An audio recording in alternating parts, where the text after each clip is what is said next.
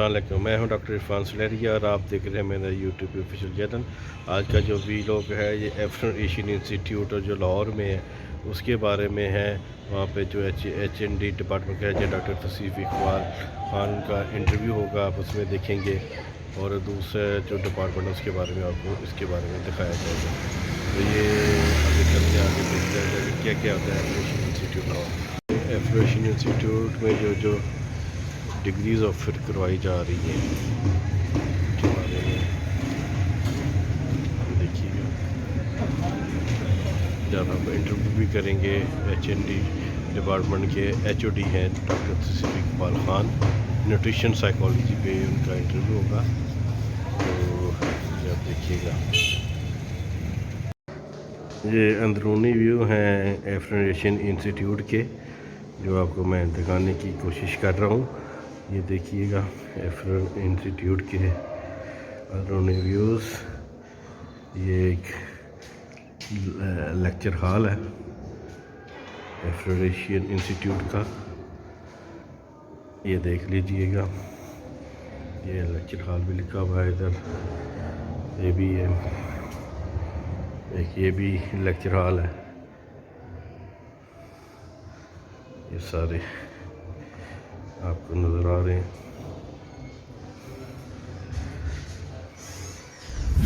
African Asian institute के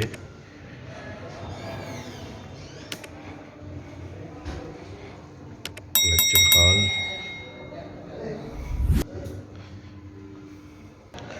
ये भी एक लेक्चर हॉल है अफ्रीकन एशियन इंस्टीट्यूट का, देखिए। ये साइकोलॉजी रूम, ये डायरेक्टर ऑफिस है OSA library, doctor academic centre, doctor quality insurance lab, biochemistry lab. ये देखिए बायोलॉजी लैब के अंदरूनी मनाज़र देख रहे हैं। बच्चे खेल रहे हैं।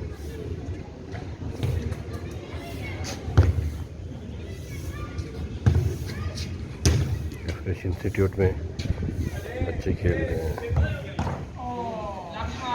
बच्चे फुटबॉल खेल रहे हैं अफ्रीकन इंस्टीट्यूट में।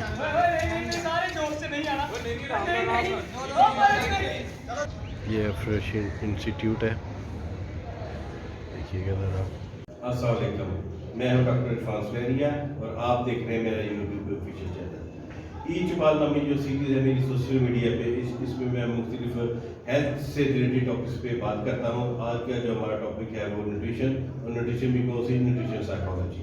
और आज के जो हमारे गेस्ट हैं वो डॉक्टर तौसीफ इकबाल खान है, जो कि एक इंस्टीट्यूट के एज HOD काम कर रहे हैं।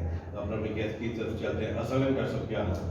Thank you so much, Dr. Irfan, for calling me here. It's a really honor for giving this interview to you. एक छोटा सा इंट्रोडक्शन में बता दिया था HOD आप एक इंस्टीट्यूट के, एक ब्रीफ सा इंट्रोडक्शन हमारे देखने वाले जो सुनने वाले को बताया कि आप किस इंस्टीट्यूट के साथ अटैच है और आपकी क्वालिफिकेशन क्या है।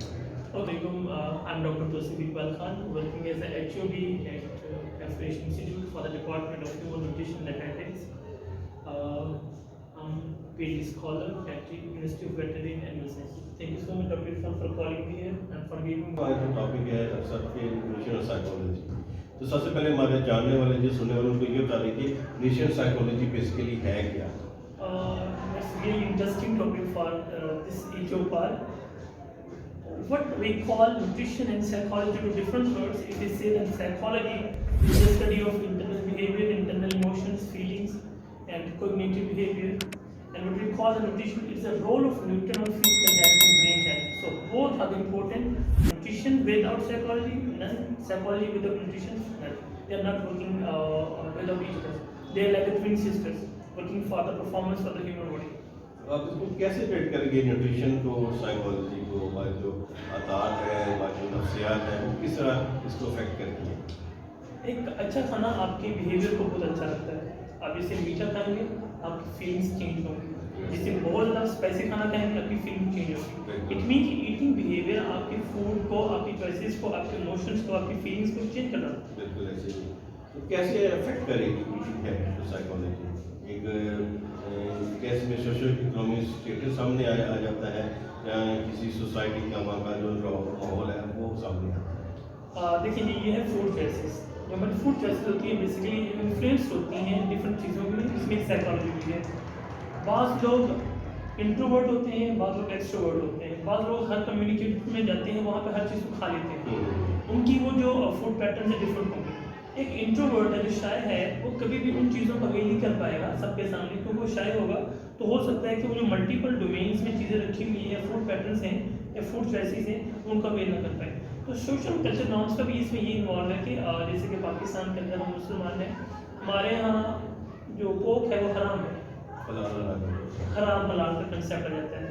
तो अब हमारे यहाँ जो बकरी गोश्त है, बिफेलो है, काफ है या फिर मुर्गी है, वो हलाल है, लेकिन वो हराम है। हालांकि वो बहुत ज़्यादा प्रोटीन सोर्स, लेकिन ये कल्चर नॉर्म्स, सब कुछ चीज़ें हलाल हैं, हम हर मछली को नहीं खा सकते, तो वो एक स्पेशल है, हर चीज़ नहीं खा सकते। फिर आपका कल्चर इन्फ्लुएंस करता है। जैसे कि पाकिस्तान के अंदर हम देखें कि ज़्यादातर वीट का इस्तेमाल है, गंदम का इस्तेमाल है, रोटी बहुत ज़्यादा यहाँ की कॉमन फूड है जो हम खाते हैं, दालों का इस्तेमाल ज़्यादा है यहाँ पे। अगर हम बांग्लादेश की बात करें, वहाँ पे चावल और मछली का इस्तेमाल ज़्यादा है। तो ये देखें क्या एक ही चीज़ ज़्यादा इस्तेमाल हो रही है, क्या वो हमारे फूड पैटर्न्स को, हमारी ब्रेन कॉग्निशन को क्या वो इफेक्ट कर रही है? Yes it does.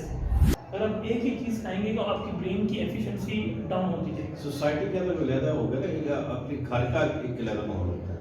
एक घर में बहुत ज़्यादा गोश्त खाया जाता है, कहीं में बहुत ज़्यादा सब्जी खाई जाती है, दालें खाई, तो वो भी चीज़ इम्पैक्ट करती है। No doubt, no doubt. तो ये अगर सवाल है कि साइकोलॉजी और न्यूट्रिशन का जो ब्रेन कनेक्शन है, आप इसको कैसे रिलेट करेंगे? That's the most important question. Because nutrition is an eating behavior, when we call it nutrition, so good nutrition will produce new neuron, new thinking, new impulse generation होगी। Bad अगर हम लोग खाना खाएं, बहुत बुरा खाना है, हमारे पास हाई फैट है, हाई शुगर है, सेचुरेटेड फैट ज़्यादा है उसमें, तो वो हमारे न्यूरॉन्स में इन्फ्लेमेशन काज करेगी, और न्यूरॉन की inflammation will lead to the no neuron formation. तो हमारी जो ब्रेन प्रोडक्टिविटी है वो ऑलमोस्ट कम होती जाएगी। और ब्रेन प्रोडक्टिव मीन कि you are not any more thinking.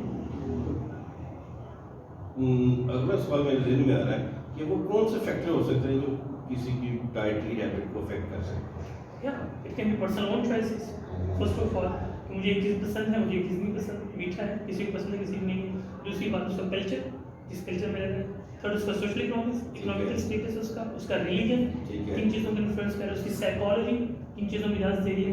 अब क्योंकि अब हम देख सकते हैं कि इतना इम्पैक्ट है न्यूट्रिशन का साइकोलॉजी और ह्यूमन बिहेवियर के ऊपर कि हम कह सकते हैं कि एक इंतहा के डिप्रेस आदमी को हम लोग हैप्पी कर सकते हैं by giving them some good food. एक इंतहा के हैप्पी शख्स को हम लोग सैड कर सकते हैं by giving them some sort of other food like that. कि गुड फूड मीन मीठा। हमारे यहाँ हम लोग एशियन से, हमारे यहाँ कंसेप्ट है मिठाई का, सौगात का। तो वो सौगात जो मिठाई है उसने हमारे पैटर्न्स को हमारे अंदर एक ऐसी जगह बना ली है कि हमारे यहाँ कि जो हमारे पैटर्न्स हैं वो बड़े खूबसूरत है, हमारा जो लम्हात है बड़े अच्छे होते हैं। अगर हम मसाला के अंदर ज़्यादा आ जाए तो सीधा इम्पैक्ट कि आप एंग्जाइटी की तरफ जा रहे हो, आप डिप्रेशन की तरफ जा रहे हो, और ब्रेन जो प्रोडक्टिविटी वो आपको कम हो रही है। सर न्यूट्रिशन साइकोलॉजी को आप कैसे डिफाइन करेंगे कि उसका क्या रोल है हमारी सोसाइटी में? If I say according to diet mental health relation के मुताबिक ये है कि a nutritional psychologist is a person who define what you eat and what time you eat and how much portion size you should eat for your brain activity, for your physical health, because psychology is not only concerned with the brain, it also concerned with your physical health. So both things should be good, then you will be the perfect man or nourished man.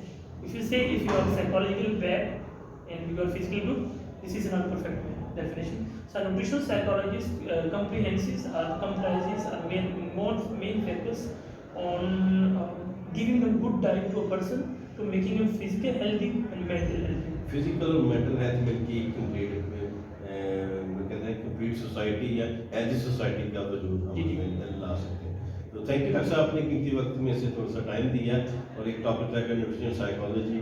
अगर किसी हमारे देखने वाले वाले को एक बात भी असर करेगी तो हमारा जो ये सिलसिला है ईच पाल का कामयाब रहा, और फ्यूचर में भी आपसे उम्मीद करता हूँ कि ये मेरे ख्याल में हमारी जो तीसरी बैठक है। वैसे तो एक तो हमारी ऑनलाइन होती है, लेकिन फिजिकली हमारी तीसरी बैठक होगी ईच बार की। तो फ्यूचर में भी मैं आपसे उम्मीद करता हूँ कि हमारे इस तरह के जो प्रोग्राम है वो चलते रहेंगे। हमारी ईच बार सीरीज है ये सिलसिला का माहौल है। Thank you so much, doctor, for calling me. Thank you so much. Thank you. Thank you so much. तो मेरा नाम मुज़फ़्फ़ा नदीम है और मैं HND की स्टूडेंट हूँ इन एफ्रो एशियन इंस्टीट्यूट। यहाँ पर बहुत सारी डिग्रियाँ करवाई जाती हैं जैसे कि RIT, OTT, MLT और HND, और दूसरी डिग्री जैसे कि बायोकेमिस्ट्री और IT वगैरह यहाँ पर करवाई जाती हैं। मैंने यहाँ पर एज ए न्यूट्रिशनिस्ट ज्वाइन किया क्योंकि मुझे यहाँ पर बहुत गाइड किया गया बहुत अच्छा न्यूट्रिशन के बारे में, और मेरे सीनियर्स जैसे कि यहाँ से पढ़ कर गए हैं और वो काम कर रहे हैं पंजाब फूड अथॉरिटी में, अस्पताल में और जिम में काम कर रहे हैं। और मैं भी पाकिस्तान की खुराक की कमी को दूर करने के लिए यहाँ पर एज ए न्यूट्रिशनिस्ट काम कर रही हूँ।